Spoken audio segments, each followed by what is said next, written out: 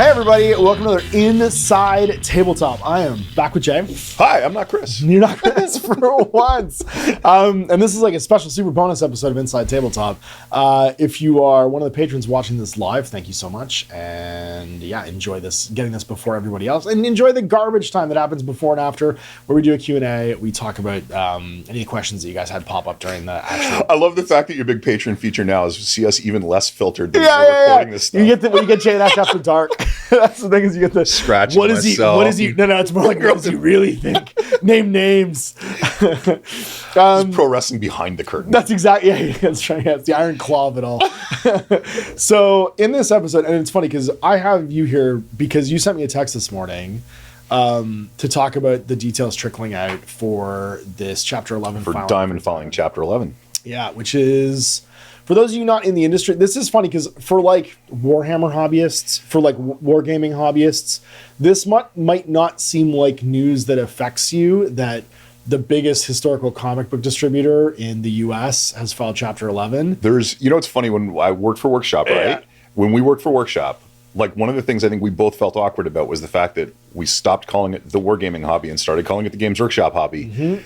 This is one of those things where there is a huge black line between those two things. Yeah, absolutely. And not only that, but the fact that you have, I'm sorry, I forgot to start a 30-minute timer here because we have to give our, otherwise we're just going to fucking talk forever. Oh my God, it's Friday? It's Friday. I gotta go. And the sort of like the Venn diagram of who this distributor was, and what happened to them is almost a history repeating for a bunch of tabletop companies. And so this was like, this is something I want to talk to you about specifically because you've worked in distribution before. Yep. Right? You worked for Everest. You worked directly with like all of these guys to get product into Canada from the US. And so I thought we would talk about the history of this company, the situation they currently find themselves in, and then the potential impacts that can happen due to this that a lot of people probably aren't talking about and aren't thinking about, because it definitely affects, if you are a tabletop gamer, this affects you in so many different areas that you might not realize. There's things that right now they're 2, 3, 4, 5 steps removed from you, and they don't affect you right now. But they're coming. They're coming, and it's going to be a big deal. So let's talk about the history of this company. So this Diamond itself, and you can fill in the blanks that I don't know, historically speaking, was the biggest distributor, and almost to the point of like monopoly, for comic books in the United States. Allegedly, yeah. To the point where they used to have exclusive distribution deals that only ended in like 2020 for Marvel and DC. Yeah. And a lot like the 3D printer is affecting the tabletop wargaming industry, digital media and movies have been affecting the comic book industry to the point where they lost the Marvel exclusive distribution in 2020, but in 2021 they lost DC as well. And previously having that, a lot like another monopolistic market, they were able to use the leverage they had to make it that this was the only way you got comic books. And so indies had to sign with them, and they had to sign in like exclusivity deals with Diamond to get into their roster. And it's interesting, right? Because we talk obviously more about the gaming space, and one of the things you and Chris have talked about extensively is the fight for smaller games to get wall space in a store against Games Workshop. Yeah. The problem that Diamond created inherently was if you're an indie gaming company, or indie comic company, I'm sorry, you were competing for wall space with Marvel and DC by selling through the people who sold Marvel and DC. Yeah. Like it was a deal with the devil. Yeah. And this is like the 70s through the 80s. Now in the 80s through the 90s, you have the explosion of D&D, tabletop wargaming, and Diamond becomes the everything tabletop distributor. Yeah. If it was on the wall of a comic book store, they now were the primary distributor for it. And because you already got your comics there, they picked up Games Workshop. They picked up TSR at the time, right, before it was Wizards of the Coast. They picked up FASA. They picked up all these companies and became the primary method that your box of comics showed up along with your player's handbooks and your Warhammer. And at the time, you were basically getting a monthly catalog that looked like a friggin' phone book. It was huge. I remember the time. Crazy. Yeah, they were giant. So having that be the case, we skip forward to 2020, right? And companies have come and gone. Being with or not with Diamond was a way that you basically, as your company, were able to grow, because most companies can't afford to have the warehousing and the shipping and the staff to handle all these orders. You got to kiss the ring. You got to kiss the ring. They were a big deal. But not for everybody, because some companies did have the money to do that. And Games Workshop walked away from distributors like probably 10 years ago, 15 years ago, to the point where They just said, we're going to invest money and resources into having a team that calls stores directly, that ships directly to warehouses directly. And what's funny is this is one of the reasons why I feel like this is being underplayed right now in the wargaming market, because Games Workshop isn't affected by this at all. In fact, it's nothing but good for them, because it means that stores that already just primarily sell wargaming stuff, they're now the reliable horse, right? They're the ones like, now you can still get stuff from us. Well, and if Don't your worry about focus, it. and we'll come to it a bit further on, but if your focus is Warhammer, you're, as much as consumers might not be stoked about the prices, you have pricing stability. That's it. Yeah. They might not be a price that you like, but it hasn't Which certain companies are about to not have for a period of time. Under their own control. And we'll talk about that when we talk about the impact stuff. So the last piece of this puzzle is they lose these 2 licenses. They've slowly been getting cannibalized, basically, in the point that they owe a ton of people a ton of money. They have $50 million. And we should be crystal clear, right? Because the problem is in stories like this, everybody likes a hero, everybody likes a villain. Yeah. And I think the biggest thing that has hurt them is just the slow move away from physical media in a lot of these spaces, right? It's not that they or their partners have necessarily done something negative or something that should have led to this outcome. It's whatever you think of their previous business practices, if people are simply buying less physical monthly comics and that's your primary product, your sales are going to decline. And it's everything they sell now, man. If it's not a physical object you have to physically buy, like a Funko Pop, if it's another huge part of the pie, like D&D's been pushing towards digital. If it's comics has been pushing towards digital. As an old man, it's still weird to me that although there are collectible card games out in the world, there are virtual collectible card games. That's it, Magic. And those cards have value, right? So it's interesting that in the last 15, 20 years, this distributor itself has gotten basically like a hugely sort of like sucking chest wound inflicted by digital driving media. in the slow lane. Yeah. And that web sales and online ordering, of course, replacing physical locations has also declined them. So they're in a $50 million hole. And then the last piece of the pie basically is January 14th of this year, they applied for Chapter 11 protection. And do you want to describe what that means? Yeah, a lot of people don't understand what that means. Yeah, so typically when you're filing for bankruptcy protection, because this is the argument that everybody's like, no, they're not going anywhere. Everything's fine. Everything is not fine, for starters. Sorry, everybody. This is when you restructure. So the example that a lot of us have seen of it in recent years is if you're dealing with a business that's, say, like a restaurant or a retail chain or something like that, it's where they decide to cut the fat. So, for example, they'll get rid of all their not profitable locations. They'll sell them off. They'll stop running them at a loss, whatever. And they'll make money to recoup off of those locations. Yeah, they'll sell the assets connected to those things. That's right. The other thing is you reduce density. So, like if your model has been you have a location on every street corner, now you have one on every 3 or 4 street corners, right? The problem with Diamond is they can still restructure. Like there's still some movement there.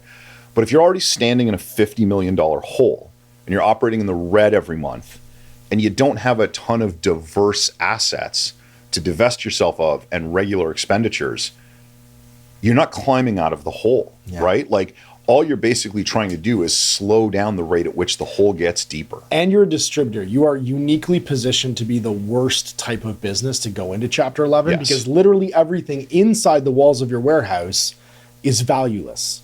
Liquidators don't consider you can have a box of Magic cards that can retail for 20 grand with all the rares in there, and you're going to get it for pennies. Yeah. Because anything that isn't a fixture or what's considered a hard asset, like the warehouse itself or the land that it's on, isn't necessarily something the thing to understand about liquidators, and again, this is not to make anybody sound negative or like the villain, is they don't care about any industry they're coming to. All they care about is physical materials, right? Like all they're interested in is what value the thing in your business has to somebody in a completely different business, right? They're not trying to salvage you as a game company, a comics distributor, a restaurant, a this, a that.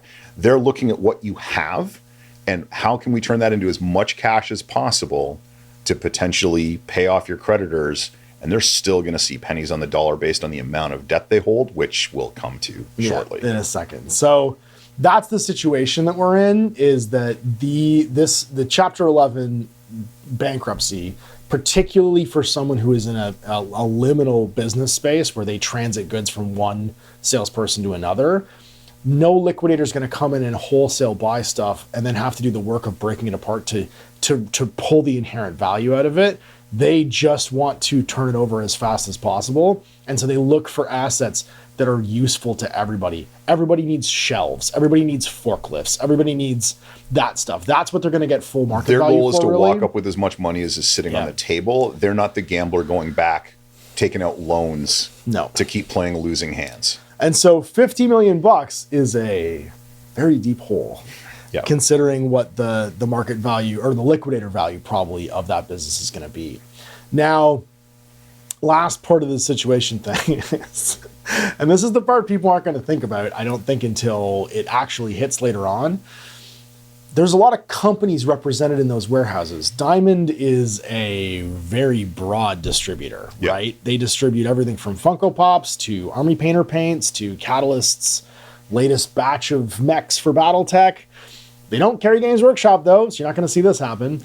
But they also have Wizards of the Coast's Magic cards, if they're still in the warehouse. They have tons of physical books from Wizards of the Coast as well. And all of that stuff with no control of the people who are the creditors that sent it to that warehouse is going to eventually find its way onto the market. So let's talk for a second, because again, there's a lot of people that, it doesn't affect me or it doesn't affect my local store. So everybody out there in the space is effectively, and I said 3 earlier, but I realized it's 4, is effectively buying their products, their gaming products. We're going to talk about gaming products from one of 4 different types of businesses. The first is Games Workshop. You're just buying Games Workshop stuff and you're buying it from Games Workshop. The second one is a traditional game store. And if you're a traditional game store in the US, you're probably buying your stuff primarily from Alliance. So there's a short-term versus long-term here. The third one is you're buying it off the shelf from some sort of collectible store. So you go into a store that sells primarily comics or Funko Pops, or like a GameStop where they have a gaming section. Those guys are the ones that are going to be getting some of their stuff from Diamond. And then the fourth, the one I wasn't thinking about earlier, is just your strict online retailers, your e-tailers. And there's about to be 2 different types of those, because there's going to be the Amazons and there's going to be the TJ Maxxes. The TJ Maxxes of the online world. and the third one is, of course, and this is the smallest piece of the pie, probably industry-wise, independent creators selling shit virtually, whether that's STLs for you to print, digital rulebooks, all that stuff. But that's the final layer of the market, basically, is a person making something, selling it directly to another person. And so, sorry. You go ahead. Yeah, I was just gonna say the situation of, hey, you have a whole lot of my product. Let's say in the case of Catalyst Game Labs, it's at resale value, $400,000 worth of stuff. Yeah. Almost $500,000 worth of, let's say, Battletech rulebooks, miniatures, cards, whatever it ends up being, Shadowrun shit, whatever board games.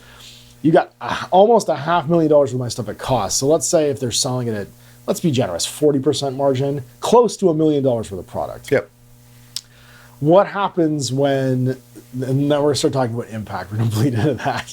What happens when that Battletech product and your friendly local game store sells Battletech? They've been getting it, they have it on the wall, it's you buy retail. it, you love it, you're comfortable with what they're charging you for it, it's all good. Everything's good. And then all of a sudden, the local Winners has all the same product you sell for $5.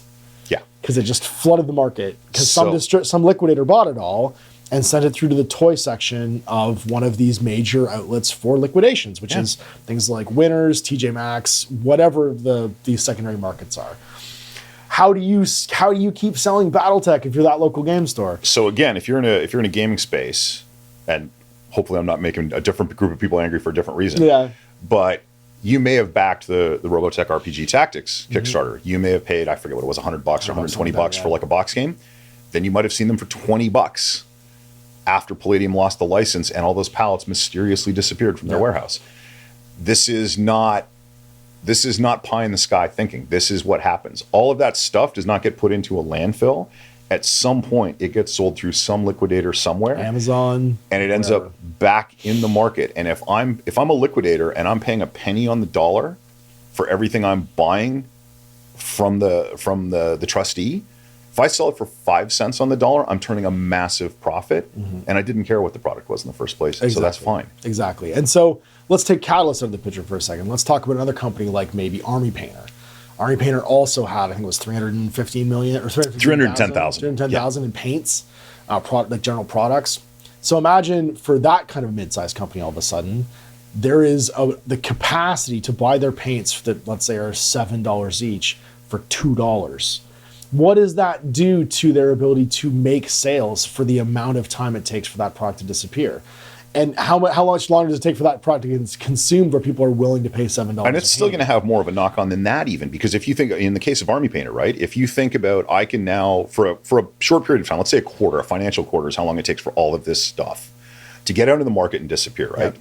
If for a quarter I can buy Army Painter paints for, let's say, 10 to 20% of what they sell for, would I buy that, or should I still be buying Vallejo paints or AK acrylics paints or even Games Workshop paints, right? Like, if that stuff is that cheap, if it's cheaper than craft store paint, if it's cheaper even than, just for 6 months, if it's cheaper than dollar store paint, even if I'm not a fan of that line, am I like, oh, I needed some red? Yeah, I'm just going to buy this. And even if that just lasts for 6 months before the market gobbles it all up, which it will, right? The market will gobble all that stuff up because it's consumable, especially. Yeah, it'll go.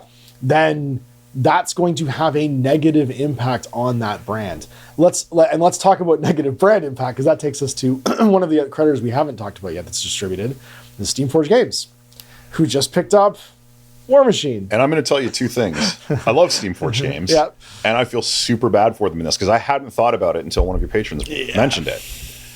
Yeah, they've done, again, we all have our opinions about these individual companies. They've done nothing wrong in this. They've brought out some product.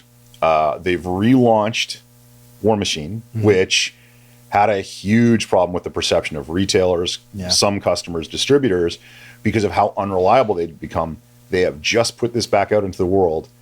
Now there's a pile of it sitting in a warehouse that's about to sell for pennies on the dollar when it hits the open market. Yeah.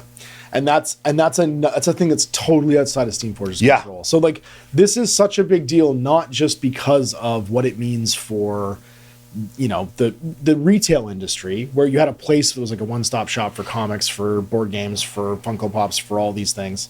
But these mid-range distributors have a thing happening fully outside their control. Absolutely. Right. Like, if you're Catalyst, if you're Wizards, if you're Army Painter, if you're Steamforged, you did not do this. No. This is being done to you. Yeah, exactly. And let's talk for a second about Wizards, because they're credited to $1.9 million. Now, it's funny. And that could be Magic cards. That could be Magic Players' Handbooks. Magic cards, D&D, whatever. Now, the funny thing about Wizards is, of all of the gaming creditors, that $1.9 million is the biggest number. Yep. And it's the least impactful number on them because they're the biggest company. And like, honestly, they can eat it. It's not a big deal. However, they're also the most likely to recoup. Exactly. Because they can fight. However, the real issue is when we talk about game stores, right? So we talk about this product flooding the market. If I'm Diamond and I've been struggling for a long time, I have not been backfilling the back catalog of Wizards of the Coast product. I'm not buying old Magic sets that are still sitting in their warehouse. I'm not buying pre-2024 D&D launch books. My warehouse is full of current Magic sets and current D&D product. When that hits the open market at pennies on the dollar, and again, it will sell fast. It won't be a long time. I think it'll be a quarter tops, financial quarter. If you're a game retailer and you weren't buying your stuff from them anyway, and you're like, it doesn't matter if Diamond goes away, I don't care. What quarter in 2025 can you afford to just not sell D&D because you're not price competitive? And you can't be. Yeah, because you can get a player's handbook at Winners for $5. Right. Right? And a new player's handbook. Yeah. And a new Dungeon Master's guide. Because that palette's full of stuff is going to be current product. Yeah. New Hero Quest. Imagine the $280 Hero Quest box is $10 at fucking Winners for 6 months. Like, hey, if that hits liquidators in quantity, before First Light comes out, what does First Light's release then look like? Absolutely. Or is there a stock of First Light sitting there in that warehouse? Possibly. Right? It's entirely possible. Oh, right, because it's already out in the States, isn't it? It's out there. Well, I mean, this stuff gets shipped months in advance. But I think it's out in the States. But anyway, it doesn't matter. Neither here nor there. Yeah. Nothing matters. Nothing matters. So when we talk about impact, the final piece of the puzzle is two things. One, you as a retailer might be getting as a consumer, might be getting a really good deal on some shit that you like in the next little while. And Good. And good. Like, you should feel Cool. good about that. Like, you didn't do this either. No, right? Like, there's nothing wrong Don't feel with bad that. about it. But also, when a product line that you like can't make money for 6 months and gets canceled or reduced or fully like hauled back, that's the impact of this kind of stuff happening, right? And when a medium-sized company like Army Painter has a absolutely terrifying year and has to like scale back because of something like this happening to them, same thing, right? And when your local retail store, who all of a sudden doesn't know how to get the things that are the pillars of their business or can't get the distribution or has to deal with a whole new different distributor and pivot and can't get things like free shipping and better margins and prepaid taxes and stuff like that, you all of a sudden see the ripples out from something like this happening into all of the things that you enjoy. And if I'm a retailer and for 3 to 6 months, I can't make money selling a secondary or tertiary product, so it's not the primary focus of my business, that thing is gone. It's gone. Right? Like, that is a thing that if I've been burned by, I'm not finding new wall space for that, right? And again, talk about the history of the gaming industry. There's a reason why, even though there's a new War Machine set out, every single gaming retailer is not carrying it. There's a reason why every single gaming retailer in Canada doesn't have heavy gear all over their wall, right? Like, we've been through this with multiple things before. And if you want to ask why my local gaming store doesn't carry the game I'm excited about that I can see on the internet, not having access to a distributor like this is going to be part of why. Yeah. And that distributor not bringing on new product lines specifically because they didn't have the money and they were already balls deep in credit to people. That's also why. So this is one of those things where having our economy of how we get things, how we purchase things, how retail space works change. This is the thing that leverages out these industry specific businesses like a Diamond or Alliance that specifically catered to the comic book / gaming store / hobby store get replaced by Amazon warehouses. Like, this is where everything becomes Amazon and Costco at some point because bulk distribution of all your goods, and we lose control of the quality and type market. And also because they deal at scale in massive amounts of things, it becomes harder and harder and harder for small businesses and medium-sized businesses to get into the market and get distribution. And I'm gonna play my broken record part here, which is, again, when that stuff is available cheap and you can get it cheap, you should absolutely get it cheap and you should not feel bad about it. However, if you buy your stuff, whether it is an online business that specializes in gaming or a brick and mortar store or whatever, when you go through a 3-month period where you do not have to buy, whether it's D&D or Battletech or Paint or whatever from them, find something else to buy from them. Yeah. Like honestly, they're going to be hurting. Help them out a little bit. And it doesn't mean spend all the dollars that you're saving on something else, but like if you have a budget for hobby shit, if you're buying a $5 player's handbook, buy your dice from the place you would have bought the full price player's handbook. Exactly. That's all I'm saying. Yeah, I think that's a good way to sort of wrap this is if you're taking advantage of that to get more things for a lower dollar, your hobby budget doesn't necessarily change. No. Just redirect whatever's left of that hobby budget to that local game store that also has comics on the wall. And that's my last bit is if you wonder if this is going to affect you personally, go into your friendly local gaming store, and if you're in the US specifically, because in Canada we have Universal, which isn't going to be a huge deal for us. We might end up with more removed you get where it's not necessarily, again, you're on the internet, you're global, right? Yeah. There's a lot of steps removed from this where it won't affect you much, if at all. Yeah. But to pretend it doesn't affect anybody in any way at all, yeah, you're not right. Well, and the biggest part of the market being the US, consumer-wise, that's if you were America, you are the number one buyer of things. That's what your industry is now. You are purchasers. You are consumers. You don't make things anymore. You just buy them. You are the product. You are the product. I'm sorry. That's right. You're also little batteries that plug into your phone to make advertising. The Matrix wasn't wrong. For the oligarchs now.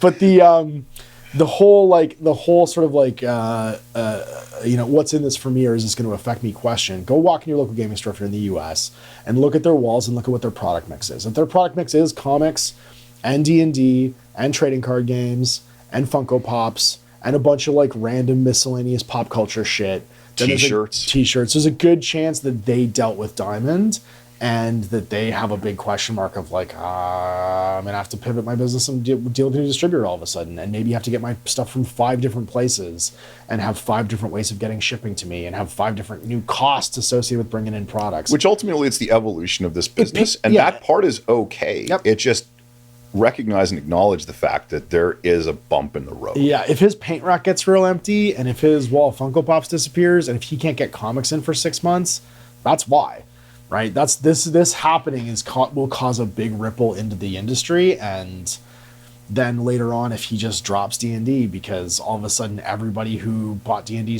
shit in his store got a player's handbook for $5, and D&D is not the best example because the margin on D&D books is absolutely garbage anyway. So, but whether it's D&D books or whether it's Magic cards or whether it's the Magic one will be a bigger deal, to be honest with you, because there's more money made on Magic than almost anything else. So I think the difference between Magic and D&D though is because the turn and burn on the lines is so fast. Yeah. That will pass through the system a lot faster. Yeah, whereas D&D, a whole edition's player's handbook. This is all speculation, and like everybody who's going to scream at us that we're wrong in the comments section, let's circle back in a year. Yeah, exactly. And see which things we were wrong about, because we'll be wrong about some things, and see which things we were right about, because we're probably going to be right about some things too. Yeah, because there's historical precedence for this too, right? Like we have seen in the microcosm in tabletop wargaming, for instance, you had FASA go out of business, dump all their product on the market, and everybody who's been in this industry and hobby for 20 years or more remembers a time where every gaming store had a wall of dead BattleTech like metal stuff, and it was because the distributors dumped it for pennies on the dollar. The local gaming store that had a BattleTech fan base was like, sure, yeah, I'll bring in the entire product line for 10 cents, on a blister pack. And then once that need or that appetite for those things was done, it sat in a bargain bin for the next 20 years until Catalyst basically did what they did and came along and changed the game up, right? So like this is there is a bunch of history here, whether it's Dark Age or BattleTech or Confrontation or these companies that end up going into liquidation, the distributors dump it, and then it has this impact. I feel like I got a single tear running down my cheek for Warzone right now because they get to do this once every 2 or 3 years. I know. Poor Mutant Chronicles. Mutant Chronicles.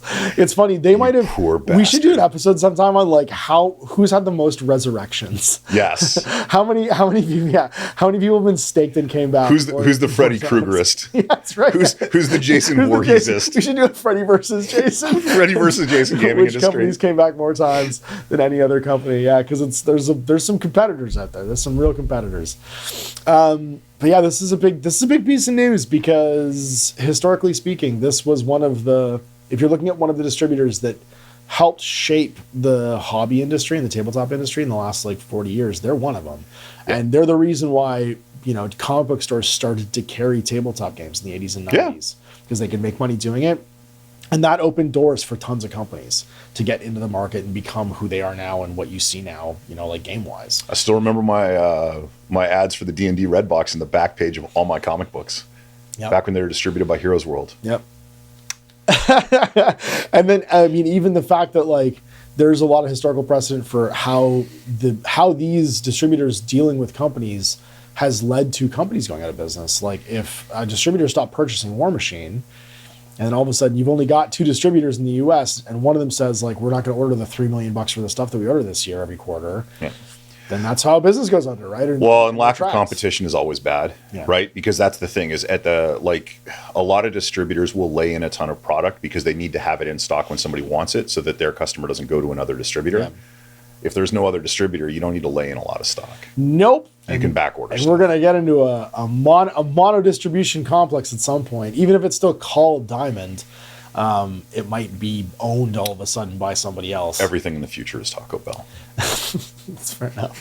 Well, thanks for talking about this with me, man. Not that we were trying to be all doom and gloom, but like no, and I think seemed like an I think we should be clear that it's not all doom and gloom. No, the other thing too and I said this to the patrons before, but if you think it's all doom and gloom, or you think everything's fine and we're exaggerating it, check multiple sources. Don't take one take on this. Look around. Look around. Absolutely. And also look at like who's credited. If you're like, don't worry, this is a good thing, you're going to go into chapter 11, at least these companies can recoup some money that they weren't going to get back otherwise. Look at who's on the list, because I guarantee that Wizards of the Coast, the companies that are going to get pennies on the dollar, let's say you get 10 cents on the dollar what you're owed. So there's $50 million in debt. Yeah. Wizards of the Coast owns less than $2 million of that. Yeah. So they should be looking at 4%. Catalyst should be looking at maybe 1% of what pennies on the dollar turns out to be. Exactly. And then when you got to hire a lawyer to fight to get that bit, if you're only making $35,000 and you got to hire a lawyer at $500 an hour to go and get that money back for you, you're just not. You're going to take whatever scraps you get from the table, and the big people are going to eat the biggest piece of the pie. So, please, sir, may I have some more? Yeah, it's a real sticky one. So tell us in the comments what you think. Obviously, tell us we're wrong, tell us we're right. Whatever, it's fine. This is just, if you've worked in the industry, you're more likely to get a response from us. And if you're a retailer, tell us what you guys are going through, because I think that'll add the humanity to the comment section. And before you actually post a comment, go read what any of these retailers are talking about, because I think that's check out what the people you traditionally buy your stuff from think and how they feel, because it matters. And that'll maybe inform a little bit more what you guys think when this is all said and done. So there it is. A big thanks for you guys watching, and for Jake coming and talking. Yeah, usually I sign off by saying it was fun, but I'm not going to say that this time. Fine, buddy.